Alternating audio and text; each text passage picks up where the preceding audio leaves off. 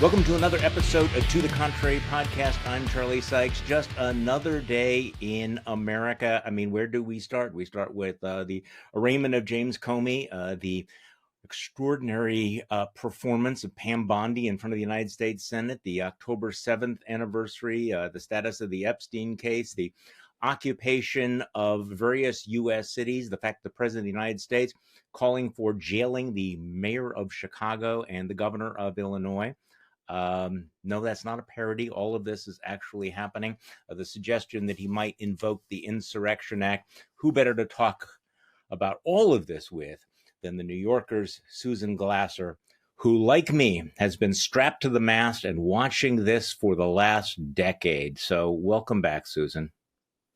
Strapped to the mast indeed, Charlie. Stop the boat. I want to get off.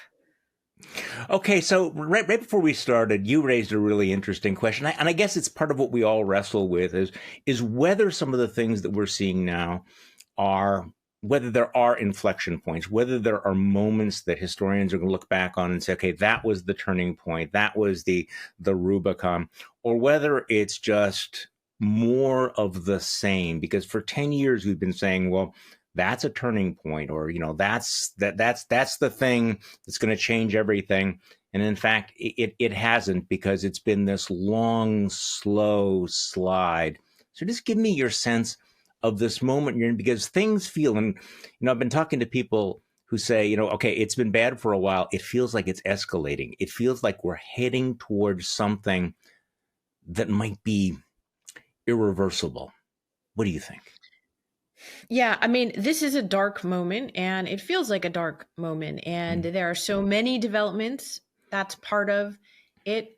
The other part is that it feels like Trump is really finally now translating that incredibly inflammatory rhetoric into a series of actions and structural changes in America that could send us into a different place.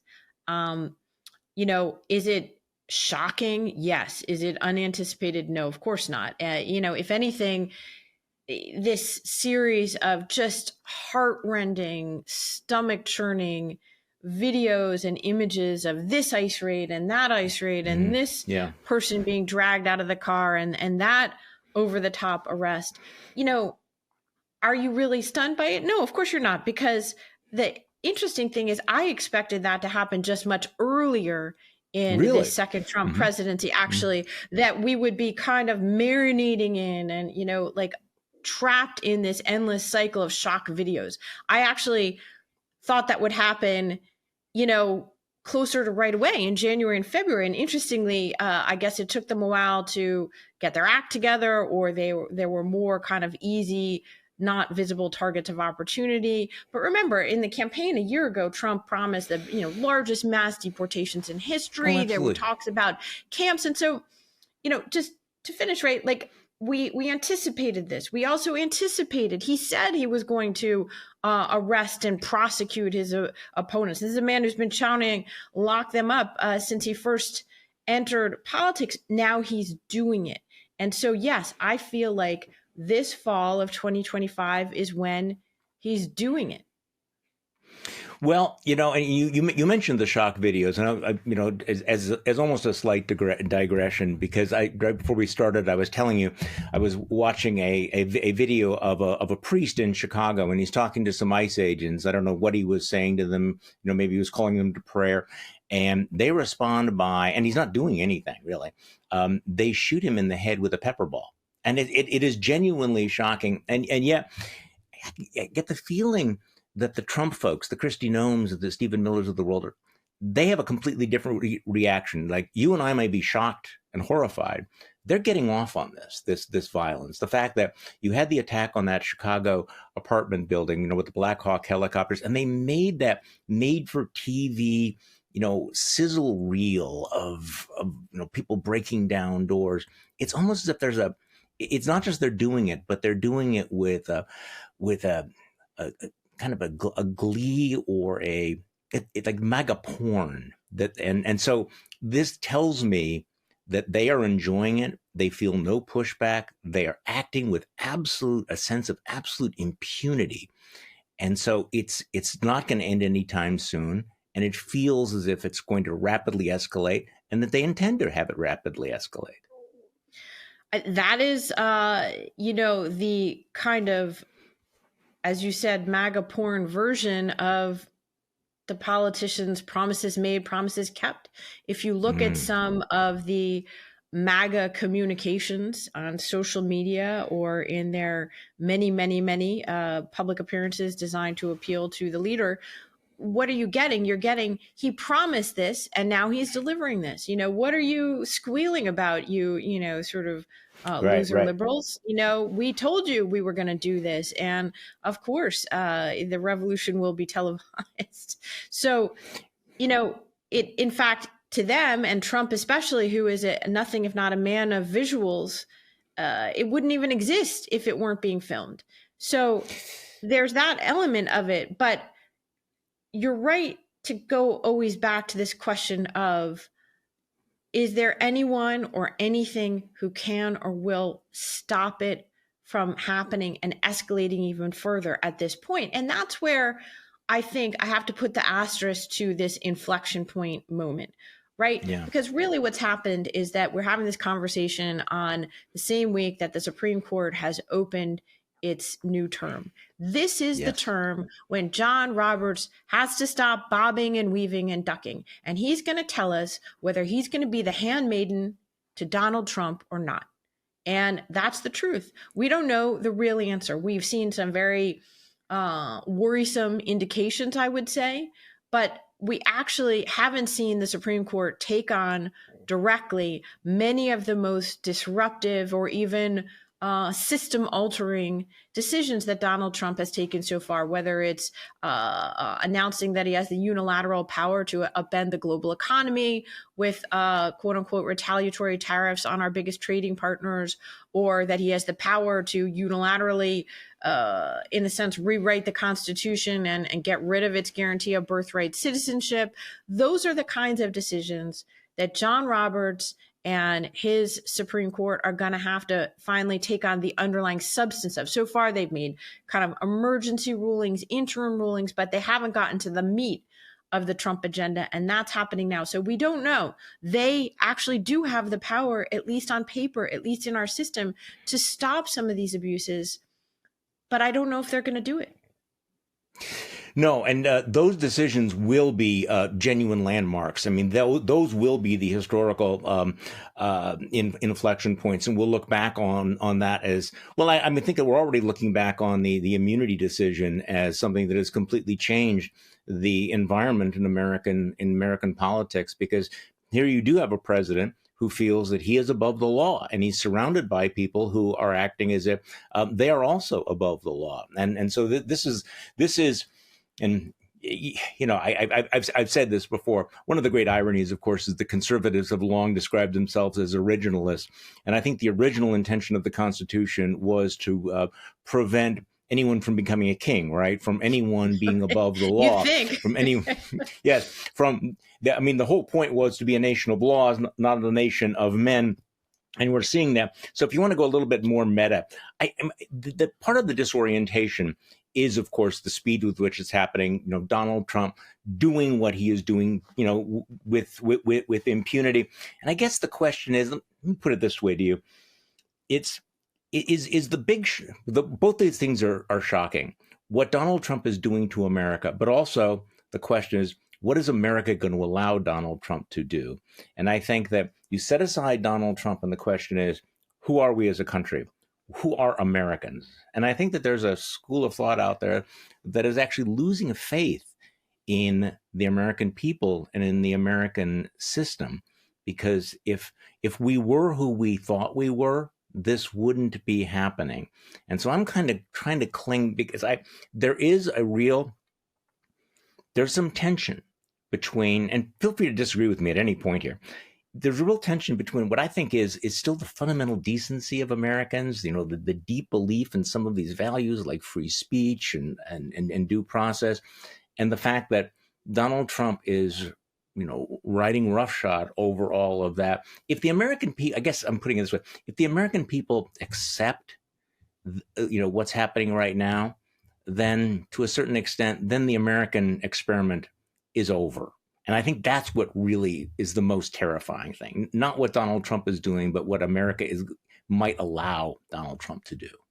Do you follow Yeah, of me? course. It's the non-MAGA majority in the country Yeah. whose morals and political beliefs and values are being tested in a core way. We understand what this MAGA minority wants to do, and I think your point is well taken. What's still a question mark is what the non-MAGA majority is going to do about it. And I just was traveling overseas in Australia, where, as you might Mm. imagine, there's a lot of distress about the turn Mm-hmm. inside the United States and what it means for the world order that the U.S. once guaranteed. Australia is one of many Western-oriented countries that bet its entire geopolitical security on the United States, and they are in a very fraught region of the world with China, literally circling their waters,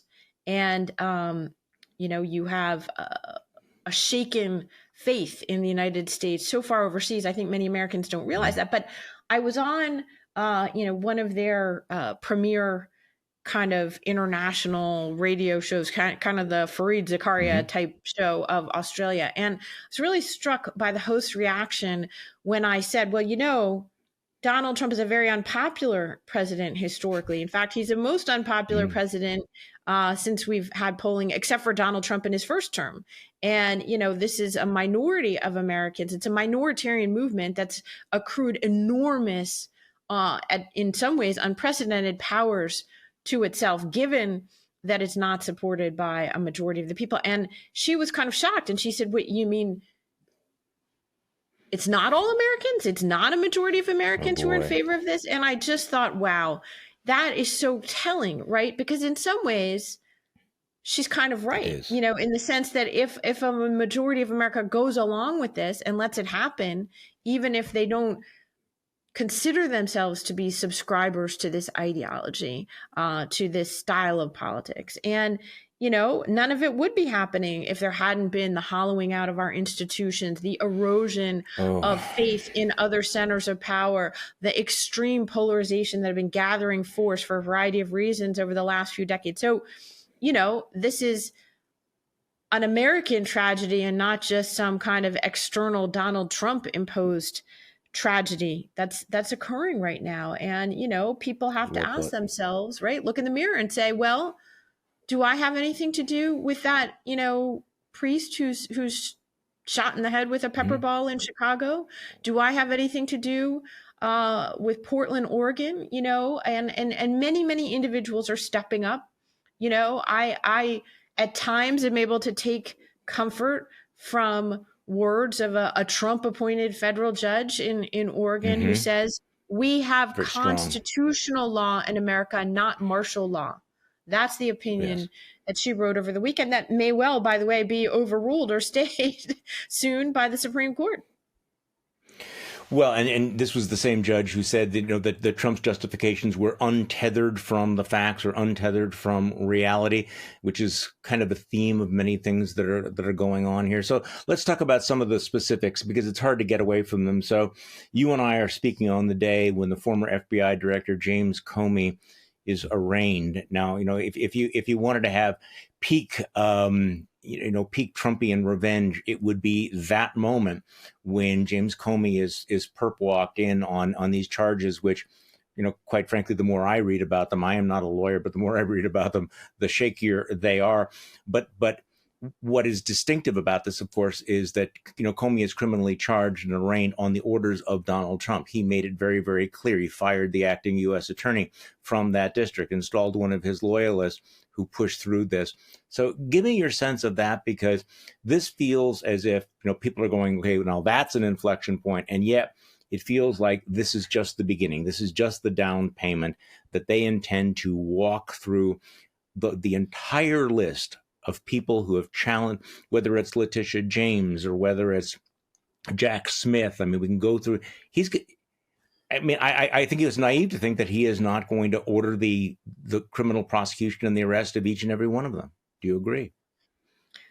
look, Charlie, he told us so. He told us so. Yes.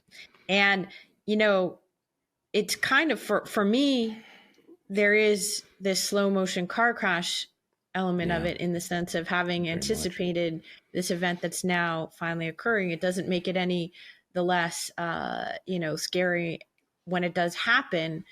And, like those pictures that are constantly bombarding us now of the ICE arrests, which is something, again, my mistake was thinking it would happen earlier, that we would become obsessed with these images and they would happen all the time. Right. I remember when he appointed Kash Patel as head of the FBI and Pamela Bondi as head of the Justice Department. And for months, there's this sort of, right, this, it's like, the phony war period, Yeah.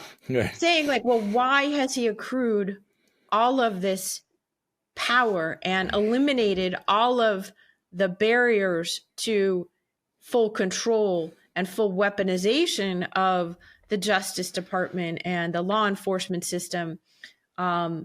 He's going to use it.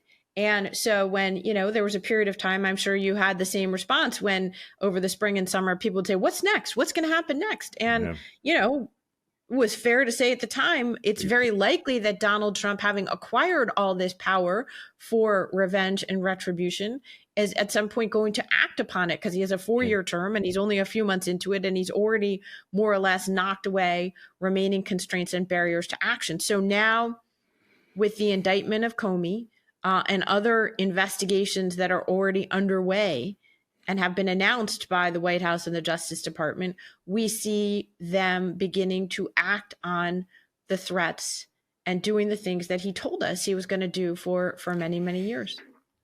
Okay, you made an historical reference that is really, I think, very, very apt. And I'm hoping that most of our listeners picked up on it. But in case they didn't, you used the phrase the phony war. Just to remind people what that is, that World War II began in September 1939. I mean, people will say it began earlier than that. So Britain and France declare war against Germany, and nothing happened for a very long time. The war was taking place in the East, in Poland, but from September until the spring of 1940, not much was happening. I mean, they were sitting behind the Maginot Line, and people called it the phony war. And of course, the phony war ended with the extraordinary Nazi blitzkrieg, which swept through the lowland countries, swept into France, drove England, out through Dunkirk. So, yeah, there is that pause that can cause some people to think like, hey, this isn't going to be the big thing that we thought it was going to be. And then, boom, it actually hits you. So in the context of all of this, Pam Bondi's appearance before the U.S. Senate, I really tried not to wallow in this, because we now know what these performances are. I mean, we know what Donald Trump, the audience of one, expects. He wants people to come in there, be as belligerent, as insulting, as disrespectful as possible.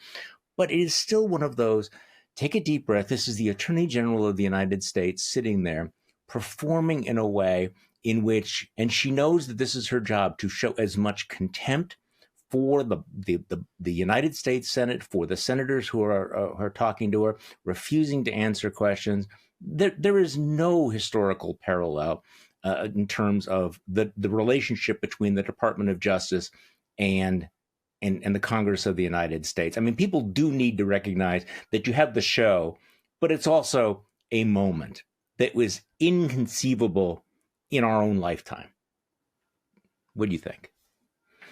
Yeah, inconceivable in our own lifetime is it's a good sort of epitaph for the moment writ large, right? I mean, it's the age of the unthinkable become real. And this is one, data point along the way to that. I did watch actually a fair amount or listen to a fair amount of the Attorney General yesterday. If you're looking to increase your blood pressure quickly, that's a way to do it. It was, and you're right that it wasn't even the content of her non-answers as much as it was the tone and the style and the decision to be so extraordinarily hostile and combative that really seeped through.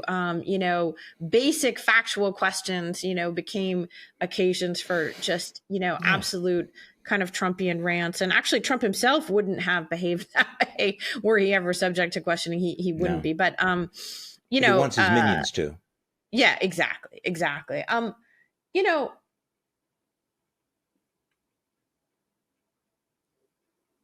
what's painful, Charlie, is that people are still buying into the idea that it's some kind of normal oscillation in our system. And well, we've Yes. gone, and just the other day I was on a show and someone said, well, not a kind of pro-Trump show, of course, but the anchor said, well, I mean, isn't Trump maybe winning the narrative? And, isn't it really a sort of, I'm so sick and of I this just shit. thought, like, Yeah. are you kidding me? There's underlying facts here. And the problem is we're now speaking to completely different worlds. And again, not a new phenomenon, but Attorney General Pam Bondi, she's already in a short amount of time eclipsed, I think, any of the most partisan figures of our past. And It's not even I, close. I Bill don't think Barr, there's John any. Mitchell, There's nobody. and John Mitchell was a partisan actor, right? He literally Yeah, was Richard absolutely. Nixon's election Yeah. chief and also Yeah. the Yeah. head of the Department of Justice. And that's the reason why we had these post Watergate reforms, and in particular, trying to insulate the Justice Department from the kind of partisan political hackery that John Mitchell represented. Um, and yet, I find someone like Bondi to be kind of more threatening because she is not an actor in our system in our own right. She has no stature or standing outside of, Trump, who is purely her host organism. And that's so true with so many of these other officials. And I think it's what makes them uniquely dangerous, is that it No, is not a government of people who have stature in their own right, but simply people who owe their entire careers in exactly. the public, sphere, certainly in the national sphere, to Donald Trump. And that's what Donald Trump set out to do, right? This time he set out to surround himself with people who owed everything to him. In the past there were people who had life achievements, or they had independent bases. We now surrounded himself with people who are nothing if they are not attached to the host organism. And the thing about people like Pam Bondi and Kristi Noem is you also know these are people who, if they get a phone call from Stephen Miller telling them to do something, they're going to do it. And so you know that they're not really the independent actors. So let's talk a little bit about something that happened in the Bondi hearing. She was asked by members of both parties about the Jeffrey Epstein files, and of course she dodged. She refused to answer. She answered with invective.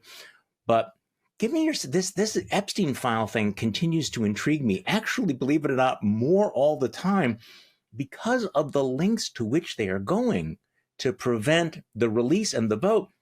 When you have the Speaker of the House of Representatives refusing to swear in a duly elected member of Congress because she will be the 218th signature on the discharge petition that will force a vote, you go, okay, you are spending an awful lot of political capital on all of this. So where are we at on the Epstein story? Because again, we're in October, and that story, unlike almost every other story of our era, just will not go away, will it?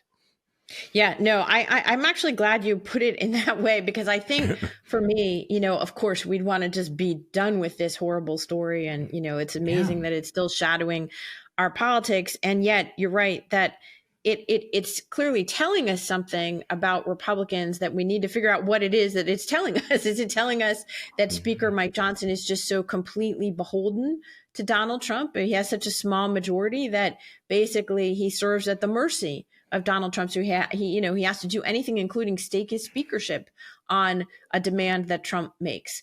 Is it telling us that it, really is a massive cover up and they're so afraid of what's in there? Is it telling us, like there's a variety of explanations for what this is, but it really is a unique moment. I started out covering Congress when I first came to Washington after I graduated from college in the 1990s, and I cannot remember a time. It's really kind of,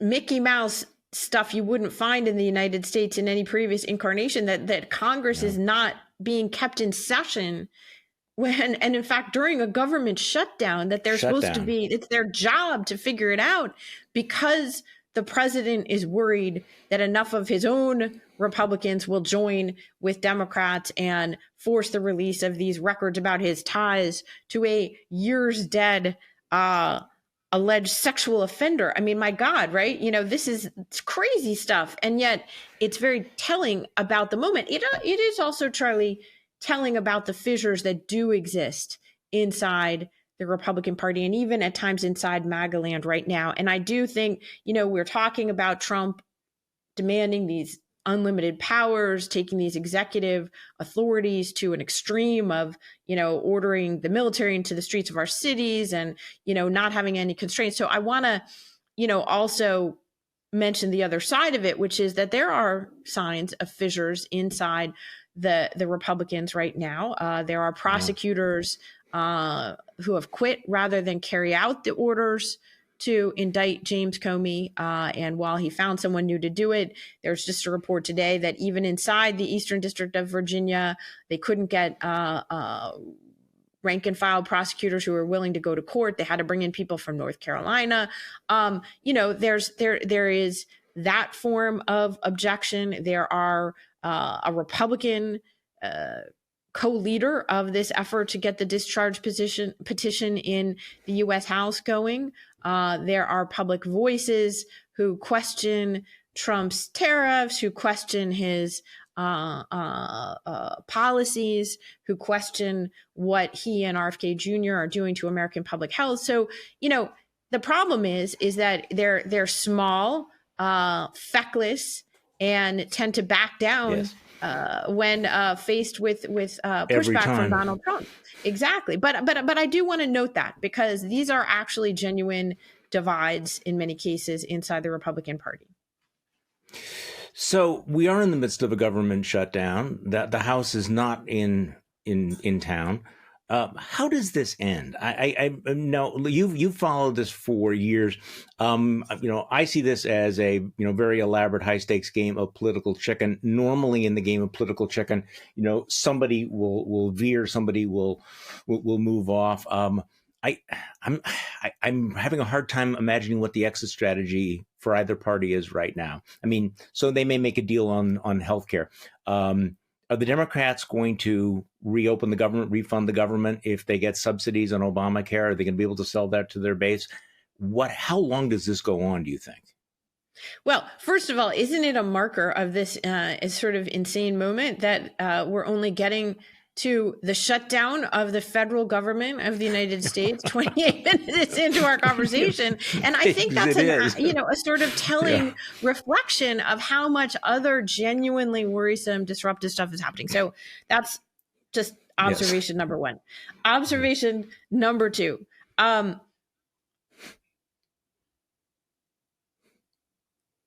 The incentive structure for both parties to make a deal or even to have meaningful talks seems to have evaporated at this very, very contentious moment in our politics, right? These people, they're not, as far as we can tell, having serious talks. They didn't even have serious talks of any kind, as far as I can tell, before they shut the government down. They just did it. Essentially these things now, these bad, disruptive, dysfunctional things now just take on their own internal logic. The incentives for these feuding parties to talk to each other, especially with a leader like Trump, are just gone. So that's number one, one as far as the shutdown itself goes. And I don't see them talking now, even though we're a week in to this process. Trump and the Republicans on the Hill to our earlier conversation about fissures that exist, they're not on the same page. And that's kind of interesting to me as well. You have these senators and some of the House members who, essentially, you can tell they wouldn't be this kind of MAGA blow up the world types left to their own devices. They wanted, many of the Republicans on the Hill seemed to want to play this out as a kind of classic shutdown fight. And they were convinced they had the upper hand by the logic of previous government shutdowns, since it was the Democrats, not the Republicans, who were the ones who, by their logic, insisted on this one to make their point about healthcare. And so, Republicans went into it thinking they had kind of a, strong hand, but that was by the logic of the non-Trump world. I think that was by the logic of Capitol Hill. And the truth is, Capitol Hill is kind of an insular place in a way. Yes. And they have their own rules and their own games and, their own sense of messaging. Donald Trump doesn't really care what the Republican strategy is, nor the Democratic strategy. And he's like, this is an opportunity for me. And I think that was clear to me a few days ago when he started saying, essentially, my strategy is to tell Democrats that I will execute even more of the federal workers and fire them outright if you keep going with this. And so it was a sort of stop me before I cut again strategy. That was not what the Republicans on the Hill wanted him to say. In fact, it appeared to then make Trump culpable. So now Trump is partially the owner of this shutdown. That's not what Republicans wanted. They wanted to pin it all on the Democrats. You said something a little bit earlier that kind of brings us back to where we're at right now is, this impulse to treat everything as if it's somehow within some normal parameter, and we apply normal standards, the normal rules of punditry. Who's winning? Who's losing? Who has the right narrative? It's like, hello, guys, you understand that we are in extraordinary times.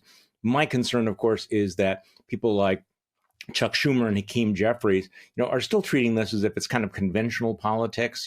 Let's make a deal on healthcare subsidies and we will go back, when in fact we are no longer dealing with conventional politics. Actually, I saw an older tweet and somebody says, if you're playing chess with somebody and they stand up and they punch you in the face, the answer is not to get better at chess. It's just like you people are not playing the same game. You know what I'm saying? It's and I am frustrated as well by this sort of the horse race punditry that we get. The who's winning, who's losing, what's the strategy? It's like, folks, can we find a way to meet the moment? Okay, so let me ask you a completely different question.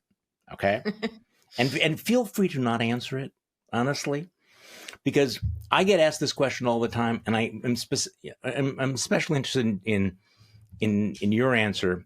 Everybody knows you. For the New Yorker, you write about this all the time. You're married to Peter Baker, one of the most prominent White House reporters in the entire country.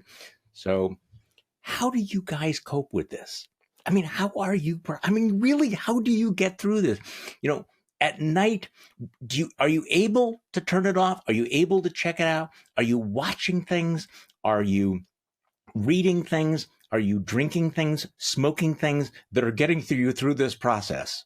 You don't have to answer the last two. You're making me stressed out just thinking about this, Charlie, but I appreciate that because we're all experiencing this, right? And it's we are. It's a really,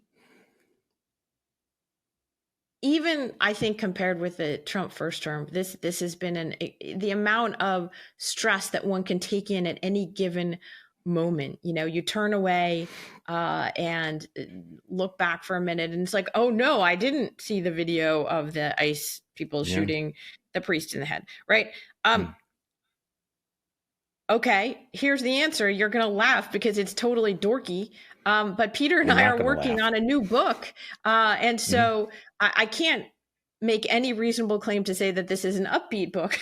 The subject is Vladimir Putin and the 5 American presidents from Bill Clinton through to Donald Trump who have struggled and in many ways failed to take the measure of what's happened to Russia. That we went. This is a kind of a full circle book for Peter and I. We started our married life 25 years ago in Moscow as correspondents for the Washington Post there. It turned out to be Putin's first few years in power. That certainly shaped some of my reactions to the Trump era, in the sense of seeing what happens in a capital city undergoing a rollback of democracy in some ways. But for us, it's not really a Moscow book. This book, it's a Washington book. It's a book about the U.S. and its own fairy tales, in a way, about foreign policy over the last quarter century. So it's a really fascinating book. We're really trying to do a ton of reporting. I think we've done more than 250 interviews for it. Is it escapism to write about, Bill Clinton and Strobe Talbot and, what did they think of Vladimir Putin when they first met him? It's not upbeat, but it is a form of escapism. And then also we're watching a lot of Netflix. Okay, so that's where I was going to go. I mean, I do, and I know exactly what you're talking about here. So I try to, at night after a certain point, I'm going to binge watch a series or something on a variety of different things, Netflix, Apple TV, all of that stuff. I try to read a lot of history to try to give myself some perspective. But ultimately, the only way, and this is why I understand what you're telling me here, the only way to really get through it is the work itself. Is to engage, that the work is the therapy, is like, how do you do it? You have to, in fact, keep your mind engaged to be able to do this. People ask me, why do I do what I'm, doing, the newsletters and things like this, is because this is how you get through this. You don't get through by trying to just the escapism is important, but I think it is the engagement. And this is one of those moments where it is the work. And for people who are writers, how does a writer get through a period like this? They write, they think, they do the research, they engage. And so it's the engagement that is the therapy. You're making me feel better about the fact that I have to spend, the next couple days doing what I do every week, which is writing my column for the New Yorker. It is, sometimes I compare it to, watching the solar eclipse without the glasses on. Yeah, I know. But you're right that it is a form of, what I think it is a form of giving oneself back agency, right? Yes. For a writer, at least, it is agency to be able to write in a moment like this and to work through it. And I remember, in fact, the origins of this column for the New Yorker back in 2018 during Trump's first term, also a very destabilizing period of time. A president like no other. We're waking up every morning to a series of early morning tweets. And that was, for me, there were two kind of impetuses for doing the column. One was just that so much was happening that people tended to forget by Thursday and Friday, all the crazy stuff that had happened, on a Monday and a Tuesday, and trying to give us through lines and a way to navigate the kind of news meltdown aspect of the early Trump era. But then the other one was what you're talking about right now, and it's become more important over time. And that is to restore a sense of agency and, I'm going to grapple with this and not just have it as one undifferentiated ball of anxiety around politics and what's happening to the country. I'll end with this. My friend Constanze Stelzenmüller, who is a wonderful, wonderful German national security, foreign policy expert. She lives here in Washington with us. And at some point in Trump 1.0, I asked her for a year-end column. I said, listen, there must be some German word for the fact that, Donald Trump hangs over our every waking moment. And even when you're watching Netflix or working on your, history book, it's always there. And so she thought about it. She came back with a word that I think really kind of captures the moment we're still in. She the word she get, and I don't speak German, but it was Trump Regnerum TrumpSchmerz. And she told me, thank God, you could shorten it to TrumpSchmerz. And basically the translation, as I understand it, essentially is that, kind of worry about Trump running the country, the government, right? So TrumpSchmerz is Trump worry. And, we're in a constant, low grade or high grade, as the case may be, state of TrumpSchmerz all these years later. Well, we're going to end with that because you have a column to write and I have a newsletter to write because, these are our times. And what else are we going to do? Right? This is why we do what we do. And I am so grateful that you spent the time with me this morning, Susan Glasser. Thank you so much. Thank you, Charlie. I'm going to go do my therapy, as you put it. And thank you all for listening to this episode of To the Contrary podcast. I'm Charlie Sykes. Well, I think we've explained why we do this, but we also do this because we have to constantly remind ourselves that we are not the crazy ones. Thank you.